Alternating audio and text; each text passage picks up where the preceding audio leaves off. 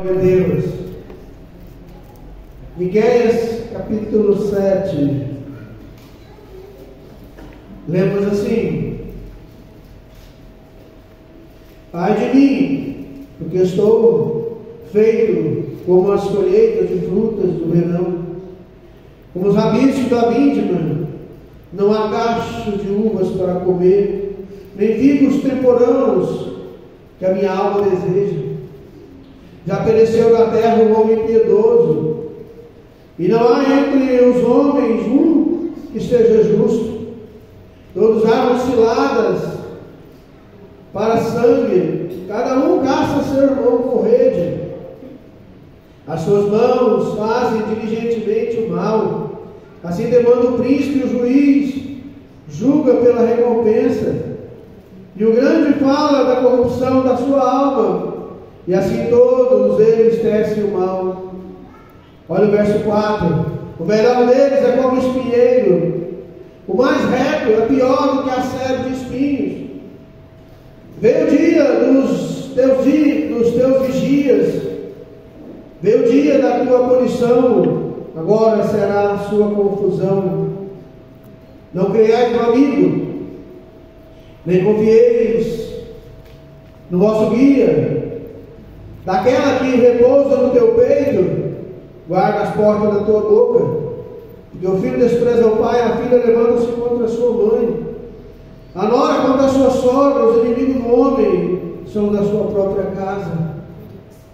Eu, porém, olharei para o Senhor e esperarei no Deus da minha salvação. O meu Deus me ouvirá. Ó inimiga minha, não te alegres a meu respeito. Ainda que eu tenha caído, levantar-me-eis. Se morar nas trevas, o Senhor será a minha luz. Sofrerei a ira do Senhor, porque pequei contra Ele, até que julgue a minha causa e execute o meu direito. Ele me tirará para a luz, e eu verei a justiça. Senhor nosso Deus e Pai, falai conosco nessa noite. Derrama teu Espírito Santo sobre nós, sobre o teu povo. Meu Deus, abre o entendimento da tua igreja para compreender a tua palavra, Senhor. E não fale eu, que o teu Espírito Santo fale através de mim, Senhor. Encha-nos da tua presença, Pai, em nome de Jesus. Sentar-nos. Irmãos, nós estamos vivendo tempos difíceis. Esse é o nosso tema hoje. Tempos difíceis. Para quem não sabe, o profeta Miqueias viveu 8 séculos antes de Cristo. Ele viveu mais precisamente, entre o ano 740 e veio a ordem de 670 antes de Cristo. E apesar de mais de 2.700 anos nos separarem, Miqueias descreve uma época difícil que ele estava vivendo. Miqueias descreve uma época parecida com a que vivemos hoje. Descreve uma época de grande corrupção, uma época de imoralidade. Ninguém confiava em ninguém. Havia uma desconfiança geral naquela época. Miqueias descreve os religiosos daquela época. O melhor deles é como o espinheiro. E o mais reto é como a sebe do espinheiro. Bem, o amigo não era confiável. O chefe de família não estava ajudando. As famílias estavam todas desestruturadas. Hoje nós vemos, o tempo está tão difícil, que a família está sendo assassinada aos pouquinhos. A família está sendo assassinada aos pouquinhos. Ela está sendo colocada na UTI, e a família brasileira está morrendo. A família brasileira está morrendo porque não há mais casais que se amem como deveria. Quando eu falo que eu tenho 35 anos de casado e que eu vivo em lua de mel até hoje, muita gente assusta isso, mas nossa, é amor demais. Já falou para mim isso. Porque da agora para frente isso não vai acontecer tanto mais. Um amigo meu que mexe com, cliente meu que mexe com festas de casamento, já falei isso aqui. Ele mexe com decoração. A moda nos grandes centros agora é quando se casa, faz uma festa. No dia que sai o divórcio, tem outra festa maior ainda. O nome é festa do descasamento. Falou, sério? Já peguei já. Festa do casamento, e quando sai o divórcio, fez outra festa. É o mundo que nós vivemos. Estão destruindo a família. Seus filhos vão para a escola, você tem que acompanhar. Porque não é mais como na minha época, como que tinha aquela cartilha, o caminho suave. Lembra? Quem lembra? Aquelas cartilhinhas que tem histórias bonitas, bacanas, né? Agora acabou. Se você não acompanhar, a coisa fica feia. Miqueias estava alarmado a ponto de dizer, Miqueias 7:1, ai de mim, eu estou vivendo uma época difícil. Miqueias viveu um tempo difícil. Eu lembro que o apóstolo Paulo, em 2 Timóteo 3:1, ele fala, sabe, filho meu, que sobrevirão tempos difíceis, porque os homens serão amantes de si mesmo. 2 Timóteo 3:2, os homens serão amantes de si mesmo. O que é ser amante de si mesmo? É se colocar em primeiro lugar. Primeiro sou eu. Quando você se casou, muitos se casam assim. Jovens que não se casou aí, vou te dar um conselho. Se a sua mentalidade for essa, morra solteiro. Não casa não. Morra solteiro. Vou te dar um conselho. Se você quer casar para ser feliz, morra solteiro. Não casa não. É melhor ficar miado, como dizia minha mãe. Ficar sozinho, virar um ermitão, não tem importância.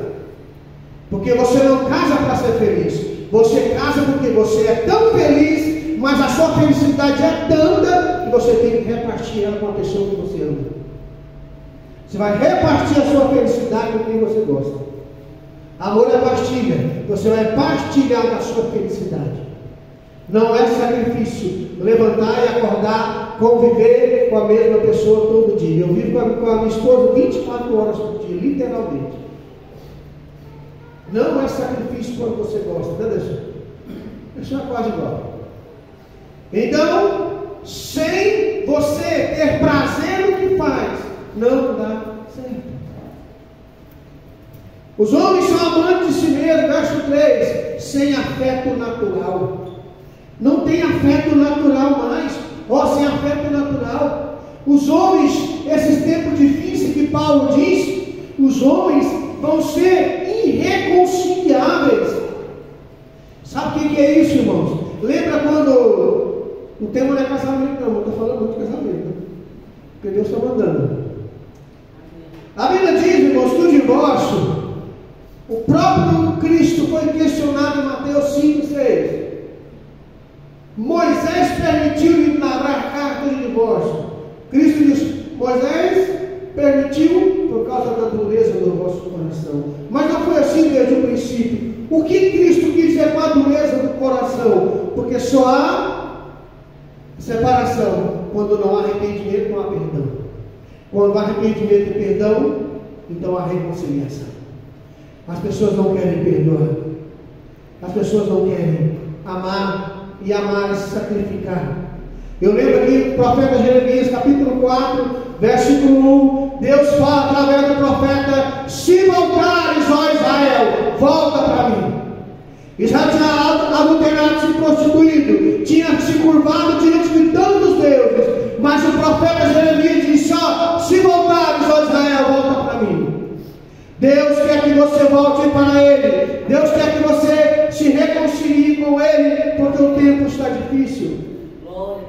Paulo diz: os homens ficam caluniadores, cruéis, sem amor uns para com os outros.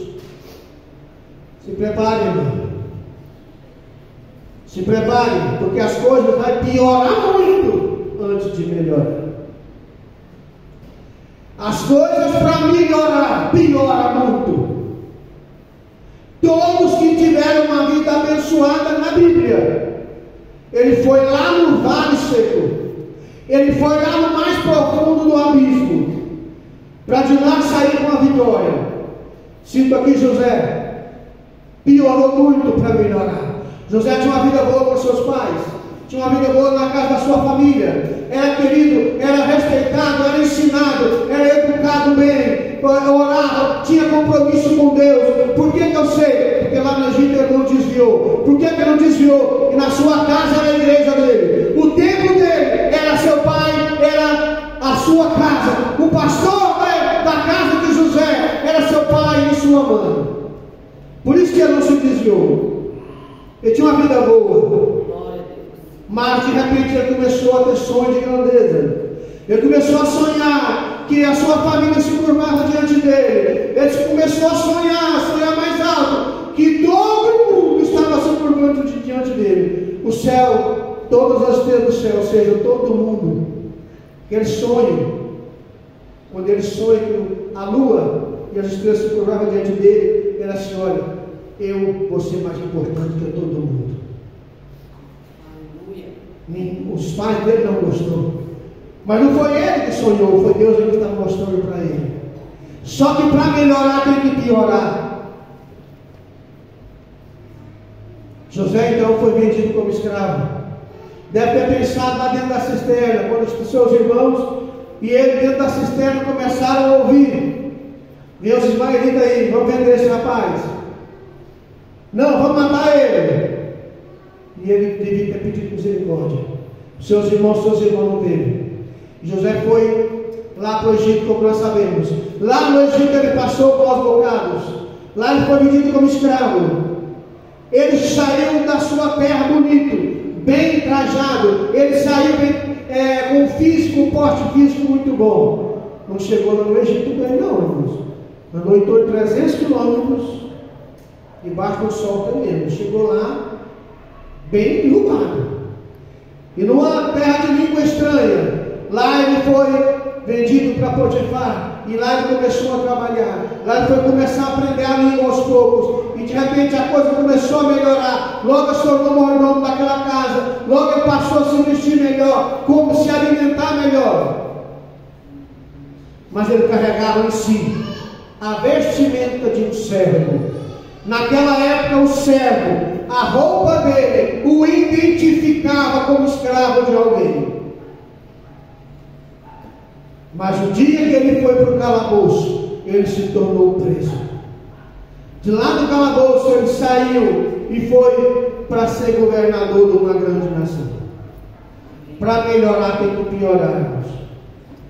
Daniel, para Deus usar ele lá na Babilônia, ele teve que passar pela cova dos leões. Sadraque, Mesaque e Abednego, para Deus usar ele, teve que passar pela fornalha de fogo. Deus vai te usar, mas tempo difícil está vindo. E se você se prepara, irmão, ora, busca.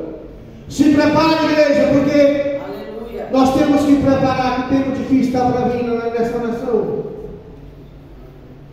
Porque o ser humano está pensando só em si mesmo, quer ser amante de si. Quem é amante de si mesmo não é seguidor de Cristo. Paulo diz a Timóteo: os homens são irreconciliáveis, amantes de si mesmo. Quem é amante de si mesmo, ele se coloca em primeiro lugar, amém? Mas o importante é eu sou bom.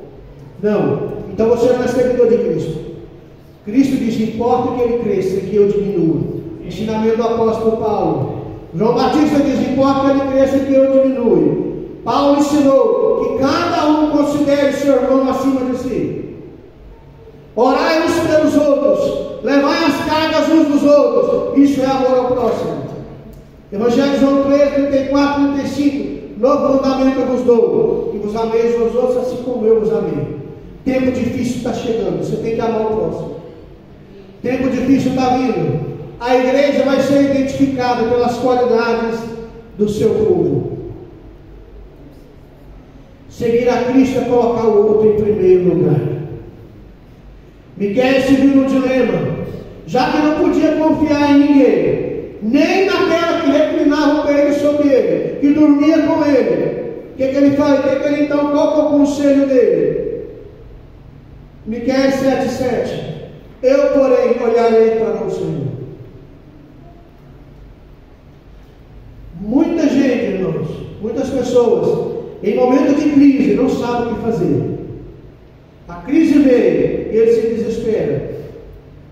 Segundo dados da Organização Mundial de Saúde, 700 mil pessoas, isso aqui é ciência, dados, tá? 700 mil pessoas morrem por ano devido ao suicídio, o que representa 1 a cada 100 pessoas registradas.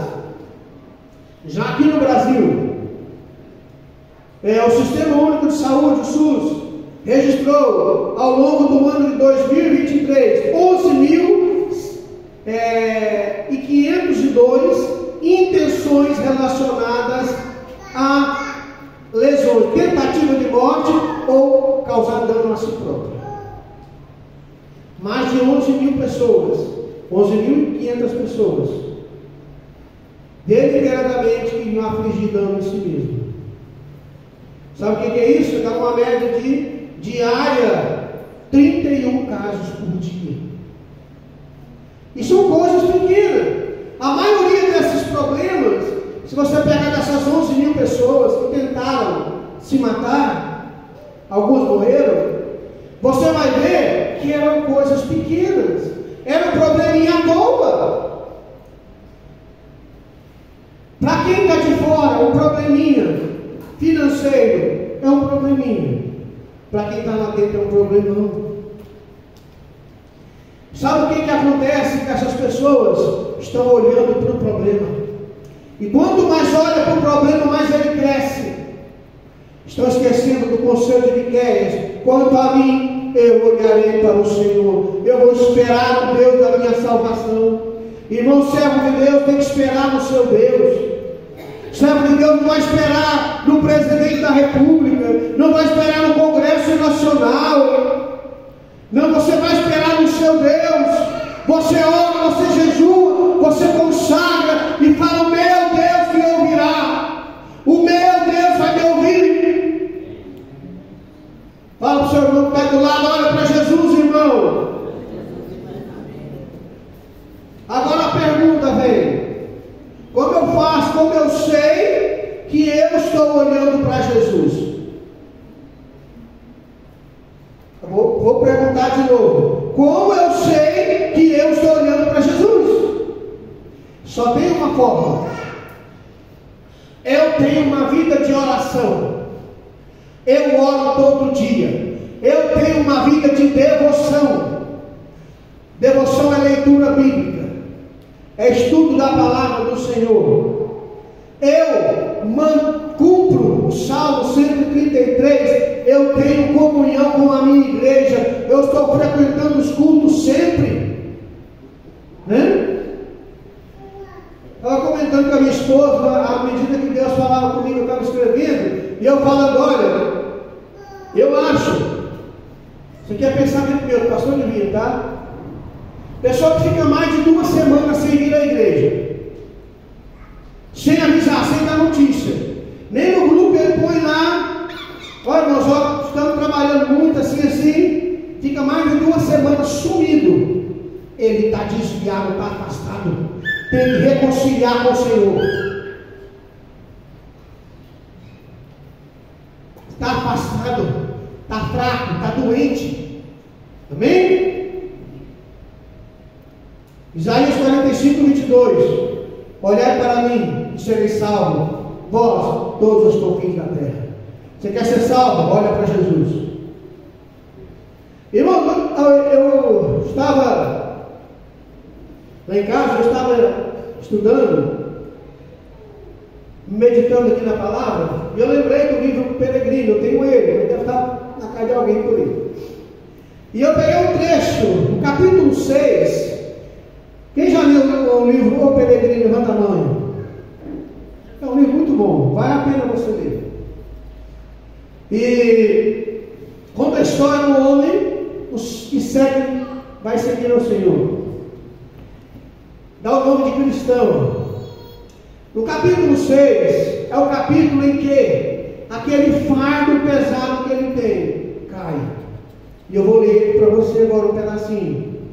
Assim que o cristão chegou à cruz, seu fardo afrouxado, escorregou pelos seus ombros, caiu das costas e tombando, foi descendo até a entrada do sepulcro, onde caiu e não mais me enxerguei. Então ficou o cristão alegre e aliviado e disse de coração exultante: Ele me concedeu repouso pela sua angústia e pela vida e pela morte.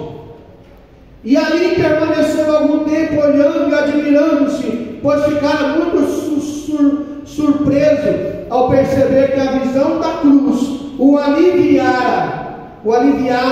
Assim, de seu fardo ele ficou satisfeito.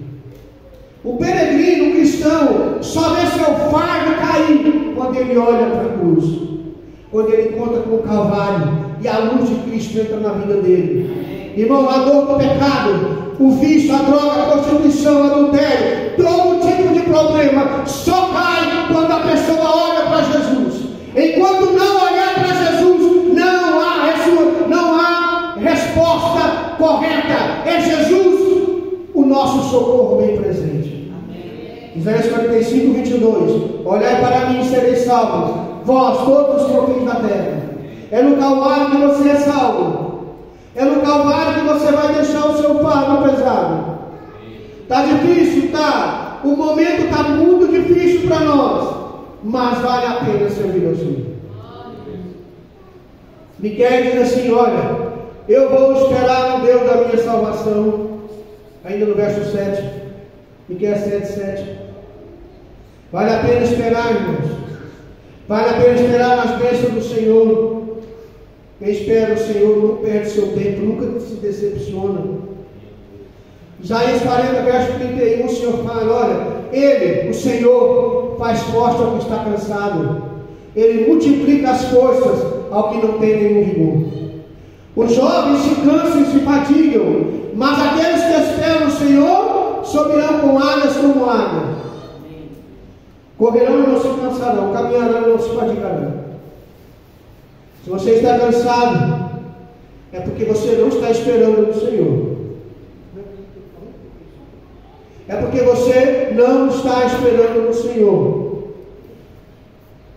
Lá em 2 Crônicas 20, verso 17, no capítulo 20, perdão, 2 Crônicas 20, nós temos a história do rei Josafá, quando ele enfrentou uma invasão dos moabitas, e ele viu uma nação forte e tremenda, cercaram ele, e ele sabia que não tinha como vencer aquela batalha. O que ele fez? Ele pôs o povo para orar, ele pôs todo mundo para orar e consagrar. E no capítulo 20, verso 17, Deus fala com ele: neste encontro não tereis de pelejar, tomai posição, ficai parados em vez de livrar a salvação do Senhor para convosco, ó Judá e Jerusalém. Não temais nem vos assusteis, amanhã saireis ao encontro, porque o Senhor será convosco. Deus é com você, irmãos. Deus é com você. Lembra do salmista Davi? No Salmo 40? O Salmo 40 é um salmo que muita gente pula ele. Mas no versículo 1, Deus fala assim: o salmista diz: esperei confiantemente pelo Senhor, e Ele se inclinou para mim. Eu esperei, Ele se inclinou para mim.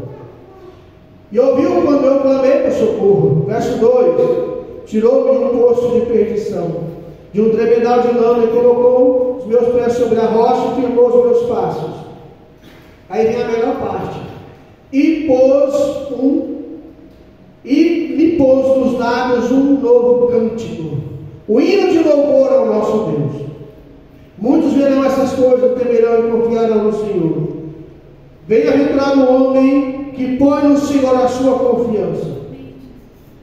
Se você está pondo no Senhor a sua confiança, fica tranquilo, seu lar vai permanecer de pé, sua casa vai permanecer de pé, sua casa está firmada na rocha, seu casamento está firmado na rocha, porque você coloca o Senhor em primeiro lugar. A Bíblia diz que o cordão de 3 dobras não se parte facilmente. É você, seu esposo e Deus. É você, sua família e Deus. Deus tem que fazer parte da sua família. Miqueias ainda disse: Deus vai me ouvir. Eu, porém, olharei para o Senhor, esperarei no Deus da minha salvação. O meu Deus vai me ouvir. Por que eu tenho que manter a minha fé viva? Eu preciso olhar para o Senhor, esperar no Senhor, e eu tenho que ter certeza, Ele me ouve na hora certa. Deus não me ouve quando eu quero, Ele me ouve quando eu preciso. Eu sei que a Bíblia conta, tem uma parábola não tem um trecho, não é parábola, é fato. Um dia o Senhor estava caminhando, e uma mulher de origem sírio-fenícia, ela não era da nação judia, ela não era da linhagem santa, e ela vinha clamando: Senhor, filho de Davi, tem misericórdia de mim, clamando, e estava incomodando a ponto de se falar assim: não, essa mulher cala a boca, mulher chata, não? E Jesus não deu atenção. Quando ele virou, o que ele falou? Não é bom tirar o pão da boca dos filhos e dar para os cachorrinhos. Chamou ela de quê? De cadela.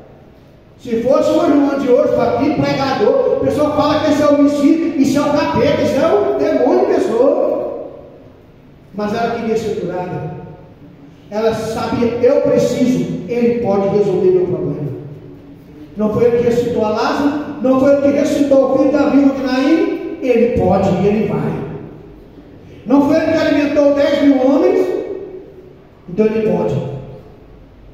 Senhor, também os cães comem das migalhas que caem da mesa do seu Senhor. Sabe o que Cristo falou? Ó mulher, grande a sua fé. Nem mesmo Israel achou uma fé como essa. Agora ele elogiou a mulher. Falou: nem Israel, nem no pai da fé, eu vi uma fé como essa. Nem todo Israel não tem. Você é uma mulher de fé. E ela saiu de lá abençoada, curada, com seu problema solucionado, porque ela esperou no Senhor.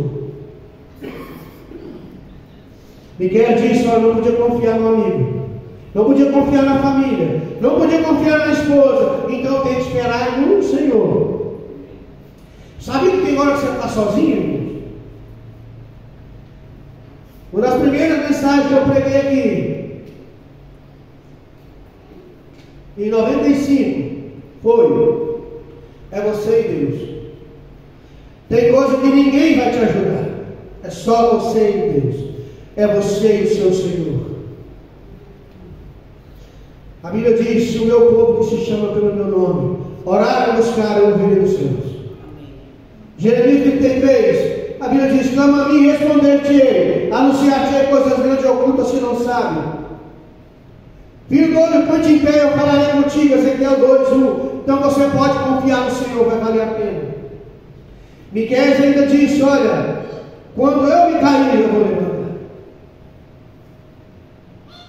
Tem gente, irmãos, que cai,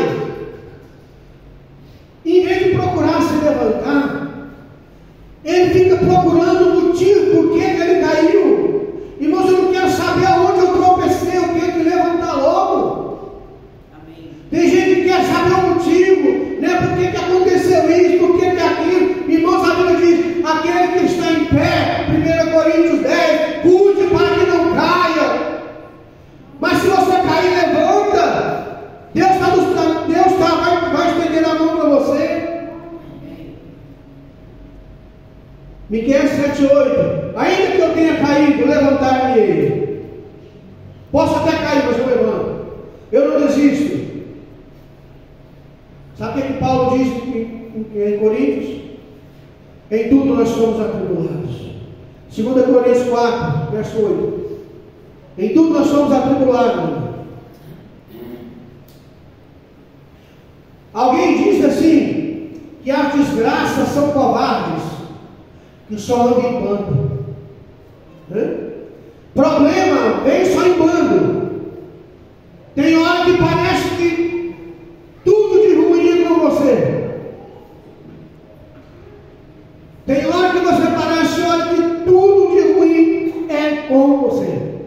Mas lembre-se, espera no Senhor. Quando você se cair, levante-se. Levante-se. Levante-se. Vamos ficar em pé. Paulo ainda diz em 2 Coríntios 4, verso 9: perseguidos, porém não desamparados, abatidos, porém não destruídos. Irmãos, servindo a Deus, muitas vezes nós somos atribulados, perseguidos. Só que tem um porém, irmão: o Senhor está do seu lado. Miguel viveu um tempo difícil, um período de dificuldade, não podia confiar em ninguém, que nem o nosso tempo agora. Mas temos que esperar no Senhor. Eu quero encerrar lendo para você o Salmo 126, versículos 5 e 6. Salmo 126, versos 5 e 6. Os que semeiam em lágrimas cegarão com alegria. Aquele que leva a preciosa semente, andando e chorando, voltará sem dúvida com alegria, trazendo consigo os seus bônus.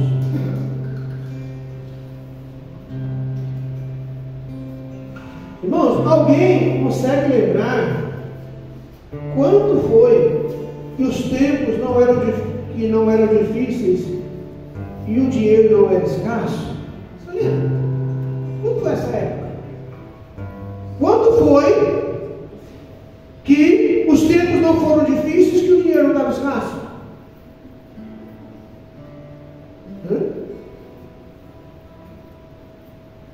Nós temos que entender uma coisa, irmãos.